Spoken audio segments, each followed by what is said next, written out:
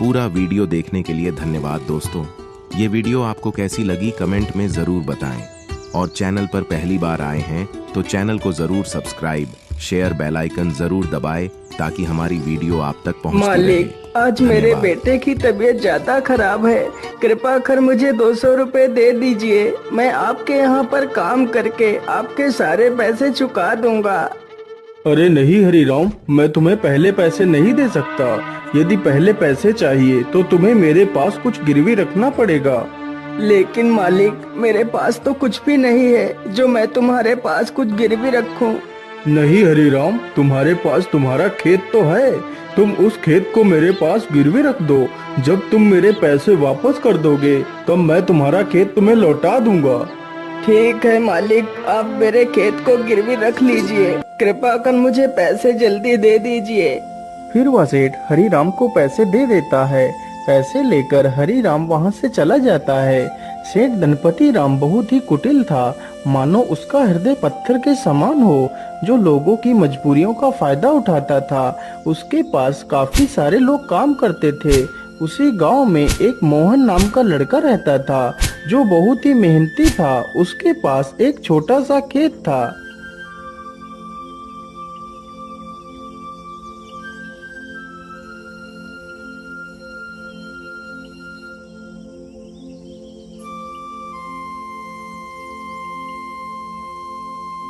अरे मोहन बेटा, जरा पानी वानी तो पी लो, तुम तो कितनी मेहनत करते हो। हाँ चाचा, क्या करूं, बिना मेहनत के तो कुछ होगा भी नहीं।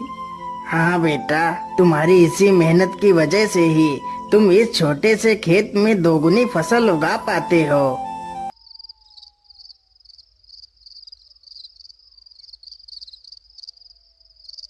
मोहन अपने बूढ़े माता पिता के साथ ही रहता था। मोहन के पिता की तबीयत हमेशा खराब ही रहती थी। घर की सारी जिम्मेदारियां मोहन के कंधों पर ही थी। पिताजी, आज तो आपकी दवाई खत्म हो गई है। कोई बात नहीं बेटा, तुम कल मेरे लिए दवाई ले आना।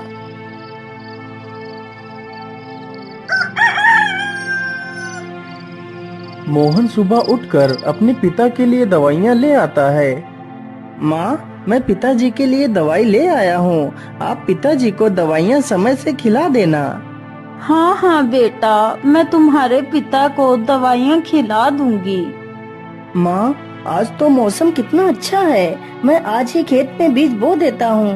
ठीक है बेटा, जैसा तुम्हें अच्छा लगे वैसा ही करो। मोहन तुरंत ही अपने बैलों को लेकर खेत की तरफ निकल पड़ता है।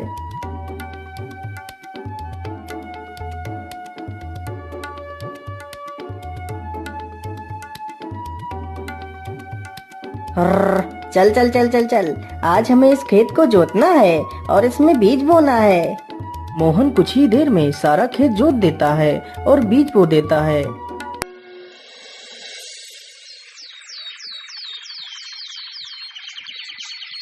कुछ ही दिनों में खेत में बहुत अच्छी फसल तैयार होती है। अरे मोहन भाई, हर बार की तरह इस बार भी आपके खेत में कितनी अच्छी फसल तैयार हुई है। हाँ मदन भैया, यह सब ऊपर वाले का ही आशीर्वाद है जो हर बार मेरे खेत में इतनी अच्छी फसल होती है। वे दोनों आपस में बात कर ही रहे थे कि तभी काले बादल छा जाते हैं।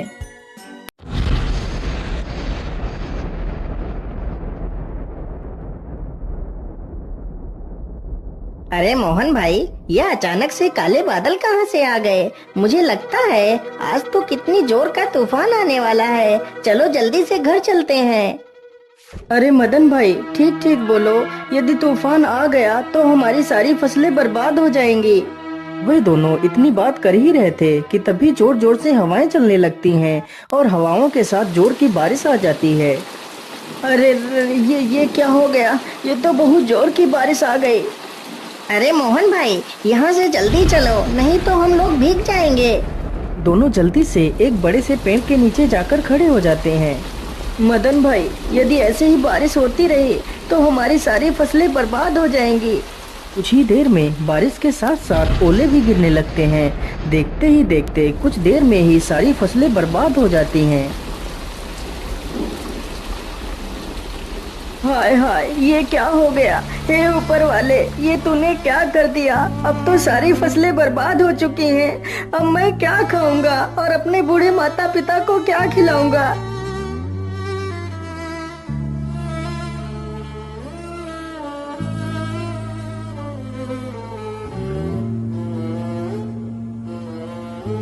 बेटा, तुम चिंता मत करो, ईश्वर पर भरोसा रखो, सब कुछ ठीक हो जाएगा।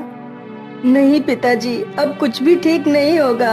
हमारी सारी फसलें तो नष्ट हो चुकी हैं। अब हम क्या करेंगे पिताजी? बेटा, तुम चिंता मत करो। तुम कल ही सेठ धनपति राम के घर चले जाना, वह तुम्हें काम पर जरूर रख लेंगे।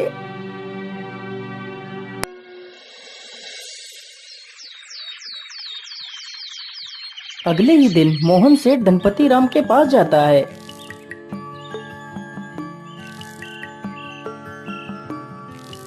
सेठ जी, मैं बहुत परेशानी में हूँ, कृपा कर मुझे किसी काम पर रख लीजिए। मोहन सेठ को अपनी सारी कहानी सुनाता है। सेठ जानता था कि मोहन बहुत मेहनती इंसान है। वह कम खेत में ही दोगुनी फसल उगा लेता है। यदि वह मोहन को काम पर रख लेगा तो उसे दोगुना फायदा होगा, लेकिन सेठ उसकी मजबूरी का फायदा उठाना चाहता था। हाँ हाँ मोहन, मैं तुम्हें काम पर तो रख लेता, लेकिन मेरे पास अभी तुम्हारे लिए कोई काम नहीं है। तुम अभी अपने घर वापस लौट जाओ। जब मेरे पास काम होगा तो मैं तुम्हें बुला लूंगा। नहीं नहीं सेठ जी, आप तो मेरी मजबूरी जानते हैं। यदि मुझे काम नहीं मिला तो मेरे माता पिता भूखों मर जाएंगे। मुझ पर तरस खाइए सेठ जी, मुझे काम पर रख लीजिए। अरे वाह वाह, जैसा मैंने सोचा था बिल्कुल वैसा ही हो रहा है। यही अच्छा मौका है इससे कम पैसे में ज्यादा काम करवाने का।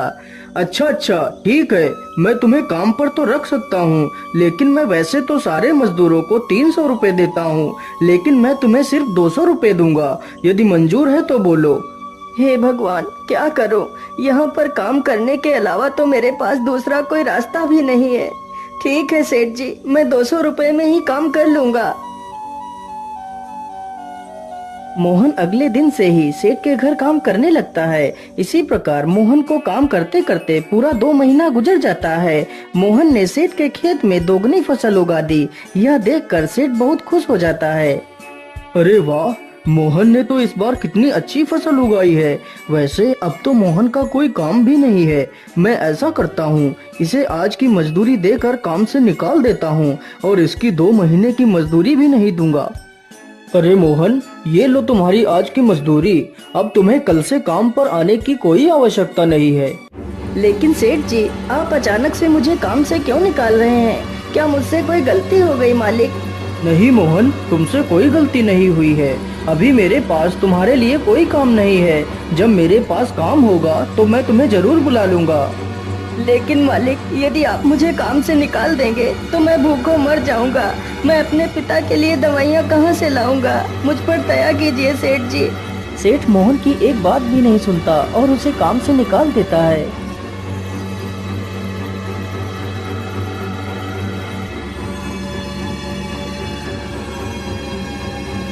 अरे बेटा, आज तुम खाली हाथ ही आए हो। आज तुम घर का राशन तो लाए ही नहीं। माँ, मुझे माफ कर दीजिए। अब मैं आपके लिए कुछ भी नहीं कर सकता। लेकिन बेटा, आखिर क्या बात है? तुम इतना परेशान क्यों हो? फिर मोहन सारी कहानी अपनी माता को सुनाता है। अब आप ही बताइए माँ, मैं क्या करूँ? कहाँ काम करूँ? किसके सामने हाथ फैलाऊं? बेटा, तुम परेशान मत हो। हम लोग आज पानी पीकर ही सो जाएंगे। वैसे भी मुझे तो भूख नहीं लगी है। और बेटा, तुम हार मत मानो। तुम कल फिर से सेठ के पास जाना। हो सकता है सेठ तुम्हें काम पर रख ले।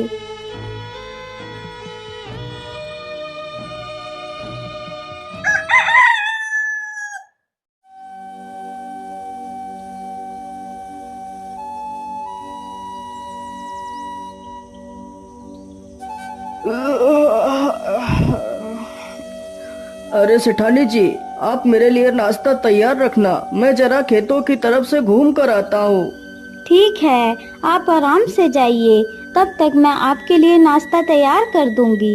इतना सुनकर सेठ वहाँ से चल पड़ता है। तभी देखता है कि मोहन उसके घर के बाहर ही खड़ा है। अरे मोहन, तू इतनी सुबह सुबह यहाँ क्या कर रहा है? मालिक, मैं आपके पास ही आया था। यदि मुझसे कोई भूल हो गई हो तो उसे क्षमा कर दीजिए मालिक, लेकिन मुझे काम पर रख लीजिए। अरे मोहन, तू तो कितना बेशर्म है।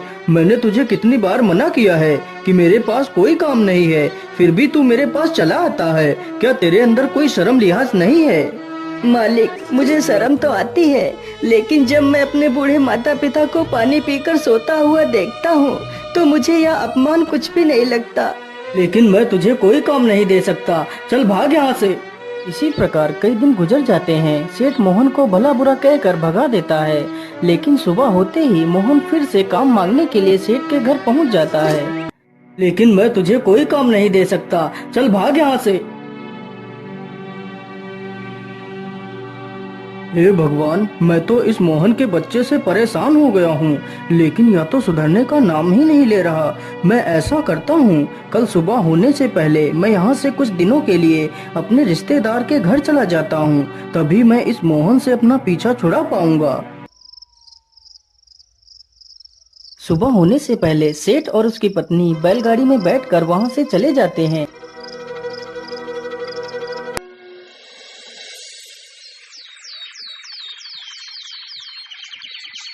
उधर मोहन रोज की तरह फिर से सेठ के घर आता है तो देखता है, अरे ये क्या, आज तो सेठ के घर ताला लगा हुआ है। इसका मतलब सेठ जी कहीं बाहर गए हैं। मैं ऐसा करता हूँ, यहीं पेड़ के नीचे बैठकर सेठ जी का इंतजार करता हूँ। इतना सोचकर मोहन पेड़ के नीचे बैठ जाता है और सो जाता है। तभी कुछ चोर सेठ के घर के पास आते हैं।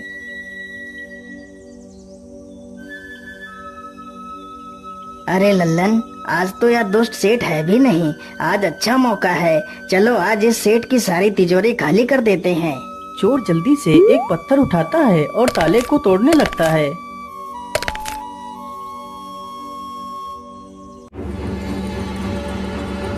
अरे ये शोर कैसा? ये कौन है? मुझे लगता है ये तो कोई चोर है। अरे रुक जाओ, तुम लोग ये क्या कर रहे हो? तुम सेठ के घर का ताला क्यों तोड़ रहे हो? अरे बेवकूफ, तुझे दिखाई नहीं देता? हम लोग चोर हैं और यह ताला हम लोग चोरी करने के लिए ही तोड़ रहे हैं। चल भाग जा यहाँ से। अरे नहीं नहीं, मेरे रहते हुए मैं तुम लोगों को चोरी नहीं करने दूंगा। अच्छा, तो तू हमें चोरी करने से रोकेगा? रुक, हम तुझे अभी मजा चखाते हैं। इतना कहकर सारे चोर बेचारे मोहन पर टूट पड़ते हैं। चोर चोर, कोई मुझे बचाओ, नहीं तो मुझे यह चोर मार डालेंगे। मोहन की ये आवाज सुनकर गांव के कई लोग वहां पर आ जाते हैं। तभी वह सारे चोर वहां से भाग जाते हैं, लेकिन बेचारा मोहन काफी ज्यादा घायल हो जाता है। अरे सेठानी जी, अब तो हमें यहाँ पर कई दिन गुजर चुके हैं, चलो अब हमें घर वापस चलना चाहिए।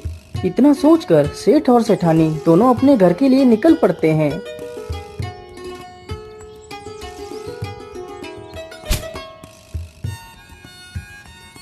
अरे वाह, जैसा मैंने सोचा था बिल्कुल वैसा ही हुआ। अब तो मोहन से मेरा पीछा छूट गया। लेकिन ऐसा कैसे हो सकता है? मोहन आज भी नहीं आया। मोहन इतनी जल्दी हार मानने वालों में से नहीं है। फिर वह आया क्यों नहीं? कहीं वह किसी मुसीबत में तो नहीं पड़ गया? चलो चलकर देखता हूँ। इतना सोचकर सेठ गांव की तरफ निकल जाता है।